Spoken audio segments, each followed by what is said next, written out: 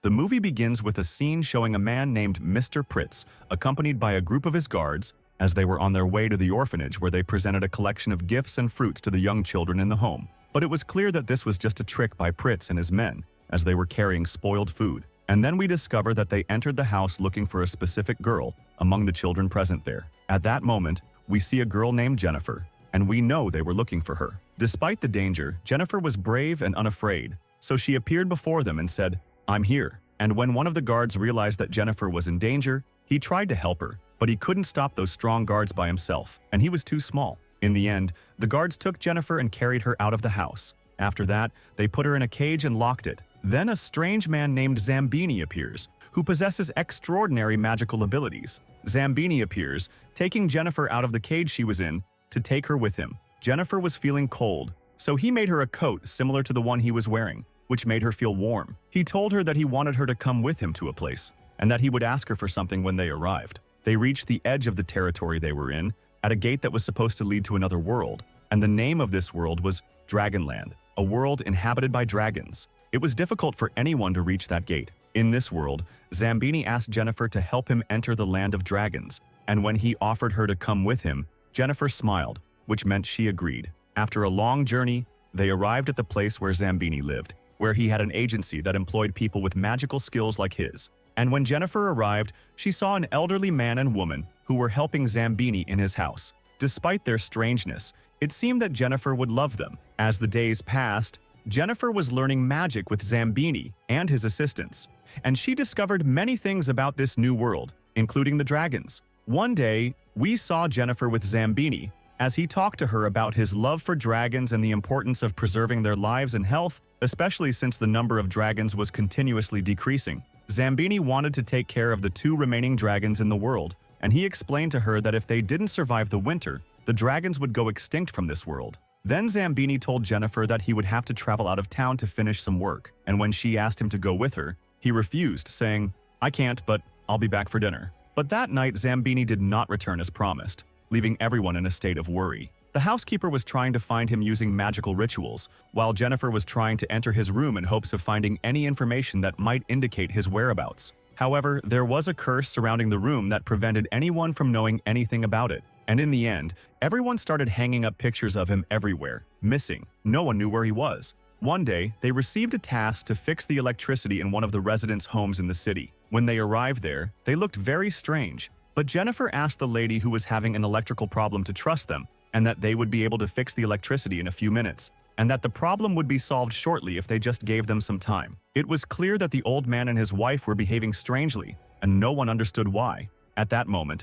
the old man had a vision where he saw the last dragon dying at the hands of a Dragonslayer. In another kingdom, there was another person who had seen the same vision, so he decided to hurry and tell the king. And when he reached the king became very angry and decided to punish him for disturbing his sleep. Despite punishing and beating him, the king asked the man about the vision he had seen, and the man replied, "I saw the last dragon dying at the hands of a Dragonslayer." Then the king rejoiced and said that he could now expand his kingdom and take control of the other kingdom. And back in the kingdom where Jennifer is, when she returned home, she saw a green light and a bee was coming out of it. It was trying to say something to Jennifer, to tell her about its location or anything about her. His assistants were trying to help him using magic, but they couldn't make him speak. So Zambini thought of writing a note with what he wanted to say. Through the words written on the paper, Jennifer understood that the magic is linked to the presence of dragons, and if the dragons die, she will not be able to perform this magic again. Moreover, the magic that was done on Zambini will remain as it is,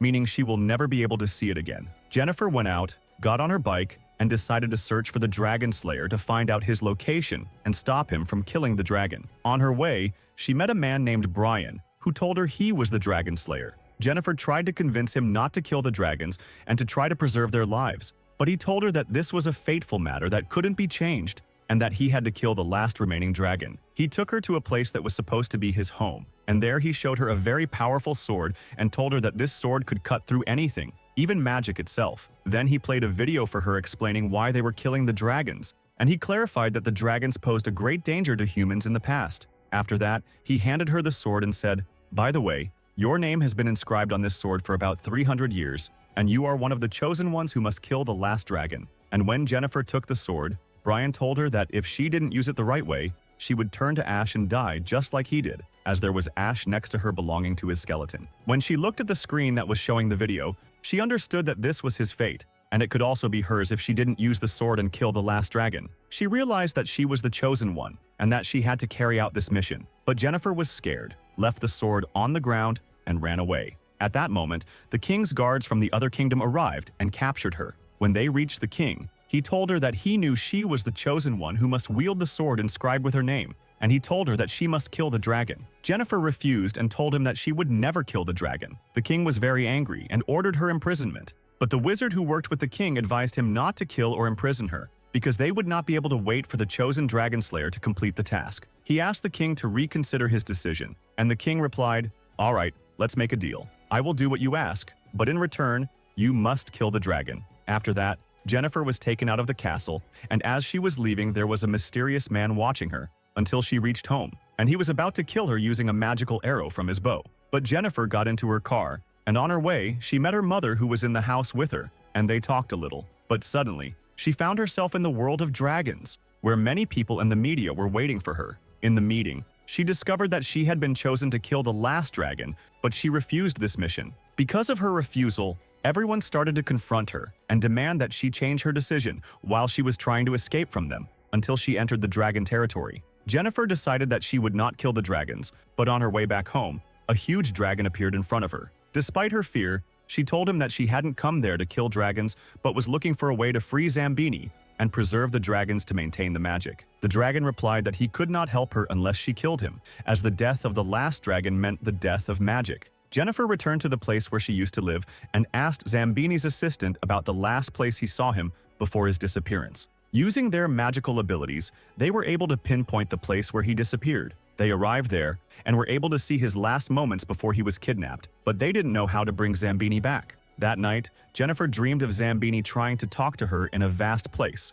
but she couldn't hear his voice. The next day, while having breakfast, they were trying to determine if killing the dragon would affect the magic, so they decided to look into the matter. And they remembered that there was a book about dragons that could help them, but it was located in a place protected by powerful magic. Jennifer remembered that the sword Brian had given her might be able to break the spell, so she decided to go retrieve it. On her way, she met a guard who had worked with Brian and discovered that he knew her from the orphanage. She decided to try the sword on a nearby lock, and indeed, the sword broke the lock. When I opened the room, I discovered the presence of a dangerous dragon's lair in the area. At that moment, she heard a strange sound, and when she focused, she discovered that the man who was trying to kill her with the magical arrow was the same one who had been watching her before. Thanks to the sword, Jennifer was able to destroy his sword and defeat him until the excavations fell on him. After he fainted, Jennifer tied him up until he regained consciousness, and she asked him why he had tried to kill her. He told her that he thought she would try to kill the last dragon and that he was trying to protect it. Jennifer, for her part, told him that she did not want to kill the dragon,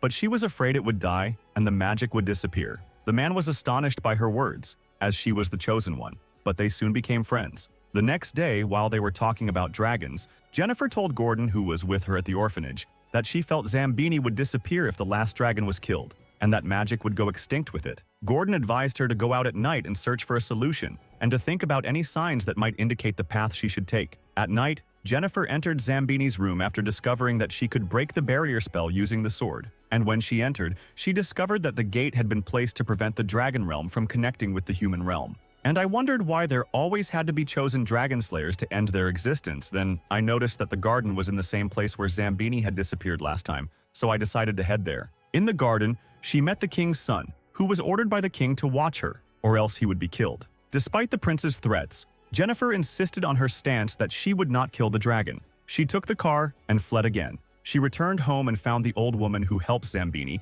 and discovered using magic that someone is watching Jennifer. She asked her to stay calm and not to make any noise, and the trick she used to mislead the watcher was successful, but the woman warned her that the king would kill everyone if she didn't kill the dragon. Jennifer was upset, saying that if she killed the dragon, she wouldn't be able to see Zambini again. Later, Gordon contacted Jennifer via television and announced that he was going to kill the last dragon. Jennifer decided to head towards him, but she encountered the king's son and the soldiers who were trying to kill her using magic. At the last moment, she was saved by the man who had previously tried to kill her with the magical arrow, but he was hit by the prince's fire, and they both fell to the ground. Jennifer ran after she got the sword, and people ran around her. She reached the border where she was supposed to kill the dragon. The king and his guards confronted her, trying to prevent her from escaping to the land of dragons. Jennifer decided to rescue her son from prison using magic. She also hoped to find Zambini using the remaining magical power. At the moment Jennifer was heading towards the final battle with the dragon, Gordon, who was determined to kill it,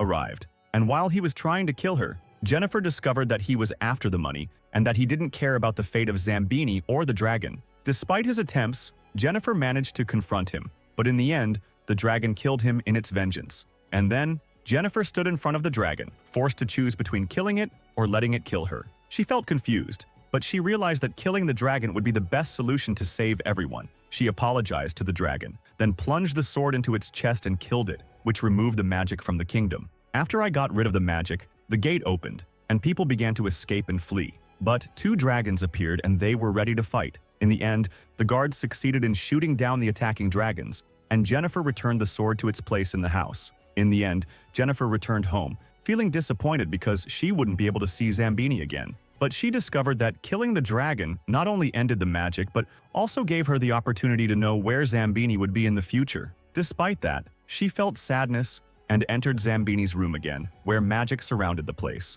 The dragons appeared in the room again, and life returned to the place. Jennifer returned to find Zambini, but after he felt weak and disappeared due to the vanishing magic. In the end, Zambini acknowledged Jennifer's bravery and considered her responsible for protecting the house and the place.